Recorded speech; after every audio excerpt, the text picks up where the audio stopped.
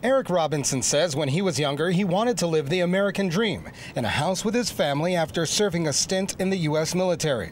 But now that vision is further than he ever imagined. I told him I want to take the tax monies, the little side taxes that the rich get, that a person like me can't get.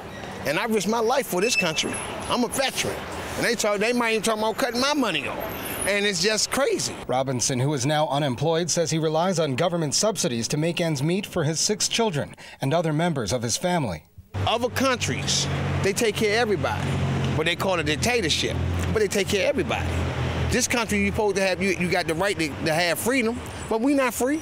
Robinson is part of the wealth gap in the United States, which has grown since the recession. Black and Hispanic American households are experiencing worse conditions than white households, according to a study published this week. According to census figures analyzed by the Pew Research poll, the median household income, which is defined by assets minus debts for white families in 2009, was $113,000, about $6,000 for Latino or Hispanic families, and just more than $5,500 for black families. Blacks and Hispanics have been disproportionately affected by the collapse of the housing market. This has caused the widest wealth gap since the government began publishing such data by ethnicity in 1984. Families, households maintained their living standards by going further and further into debt.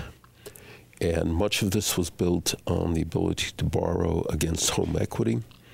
When that no longer became possible, the home equity market collapsed. The effects of the widening disparity is played out on the streets in D.C., where many have watched themselves be displaced from neighborhoods they could once afford. I grew up what is now called Capitol Hill. I remember when it was the ghetto. But as people moved in, certain colored people moved in, and then they changed it to Capitol Hill. The battle on Capitol Hill over the debt ceiling strongly suggests deep cuts in programs that support the lower and middle classes, meaning once the law is passed, the disparity threatens to grow wider.